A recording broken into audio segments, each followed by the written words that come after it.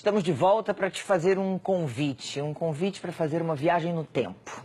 É o seguinte, 10 anos atrás, o Brasil dava início ali à primeira extração de óleo do pré-sal. Até então, um termo desconhecido, pré-sal, né? Ninguém conhecia. Pois bem, esse nome virou sinônimo de uma promessa de riqueza. Colocou o Brasil aí no ranking das nações com grandes reservas de petróleo. Nossos repórteres Natália Toledo e Milton de Oliveira viajaram até a Bacia de Santos, na costa do Brasil, para mostrar as consequências dessa descoberta. Vamos ver. Navegar ou sobrevoar centenas e centenas de quilômetros mar adentro.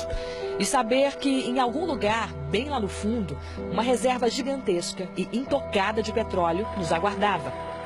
Só que o fundo era uma distância jamais perfurada pelo homem, que ia além de um oceano de águas ultraprofundas. O tesouro estava abaixo da camada de sal, a 7.000 metros da superfície.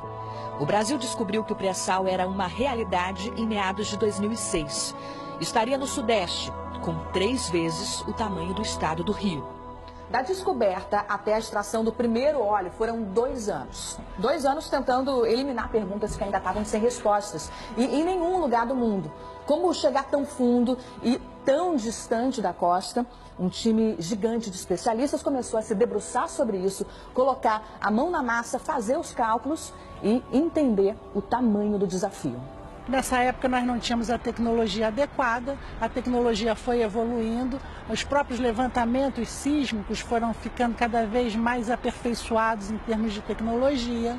Fomos sendo capazes de perfurar cada vez mais profundo. Esse petróleo descoberto debaixo dessa camada de sal, por isso chamada de pré-sal, é um petróleo que há 10, 15 anos atrás era impossível de ser produzido. A tecnologia necessária para encontrá-lo e para produzi-lo foi desenvolvida nesses últimos 15 anos. Então, do ponto de vista de conquista tecnológica, isso é algo assim similar à conquista espacial. Em setembro de 2008, a comprovação. O óleo da camada pré-sal estava ali, na superfície, pela primeira vez no mundo. Foi uma euforia. As estimativas falavam em bilhões e bilhões de barris de petróleo. E a cada novo poço perfurado, o otimismo aumentava. O Departamento de Energia americano chegou a dizer que em 2030 o Brasil seria o 4º maior produtor mundial de petróleo. Naquele momento, 10 anos atrás, você tinha um conjunto menor de informações, né, que levou a essa euforia inicial. Muita gente falava que seria um mar de petróleo do Espírito Santo até Santa Catarina, evidentemente que não é isso do que se trata, mas como, digamos assim, uma nova fronteira petrolífera, inclusive no plano internacional, o pré-sal realmente vem confirmando, digamos assim, esse potencial. Só que a descoberta das reservas do pré-sal criou debates em todo o país. Discussões sobre royalties e mudanças nas leis bloquearam novos leilões e frearam a indústria. Quando o país decidiu mudar o marco regulatório, esse estudo e essa decisão demorou 2 anos. Ele acabou mais ou menos em 2010, só que quando chegou em 2010, a questão era o royalty. Quanto seria o royalty do pré-sal e para quem iria esse royalty? Essa foi uma discussão que demorou mais 2 anos, até que se chegou à conclusão que o royalty do pré-sal seria de 15%. A partir daí, então, se começa a licitar de novo. A gente ficou ali entre 2008 e 2013 sem leilões e isso atrasa, digamos assim, o desenvolvimento do pré-sal, porque é um tempo que você não recupera. Pouco tempo depois, o preço do barril do petróleo despencando no mercado internacional e as denúncias de corrupção da Operação Lava Jato tiraram a capacidade de investimento da Petrobras. Muita gente que embarcou naquela euforia inicial e apostou tudo o que tinha de olho nos frutos do pré-sal ainda colhe prejuízos. Esse empresário investiu milhões de reais em condomínios perto do Comperj.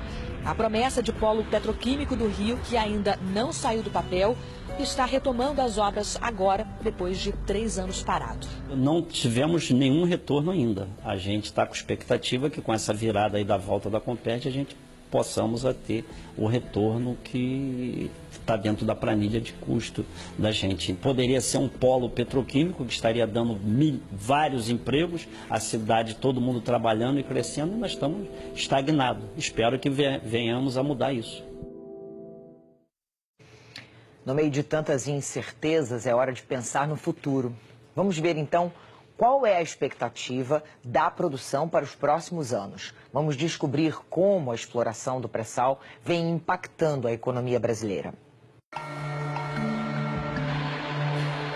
Com a evolução do pré-sal, é muito possível pensar em produzir entre 4 e 5 milhões de barris por dia no Brasil, desenvolvendo o pré-sal. Portanto, essa projeção inicial não ficou tão diferente, não. O que aconteceu é que ela foi defasada no tempo, né? Então, o que se esperava para 2020, 2021, 2022, talvez aconteça aí em 26, 27, 30. Mas que vai acontecer, deve acontecer sim. Não arriscaria aqui dizer em que patamar, em que posição nós estaríamos como país, mas eu diria o seguinte, mais importante do que o patamar vai ser como nós, a indústria do petróleo e gás, ela vai ser capaz de entregar para a sociedade brasileira uma indústria dinâmica, uma indústria competitiva. Hoje, metade de todo o petróleo brasileiro vem do pré-sal. De 21 plataformas como essa, que desenvolveram tecnologia de ponta e estão perfurando poços 3 vezes mais rápido do que 10 anos atrás. A quantidade de óleo que vem debaixo da camada de sal é cada vez maior e bateu recorde em abril desse ano, 1,5 milhão de barris em um dia. Temos vários sistemas de produção para entrar ainda esse ano, mais 4 sistemas de produção para entrar esse ano e mais 13 sistemas de produção para entrar até 2022.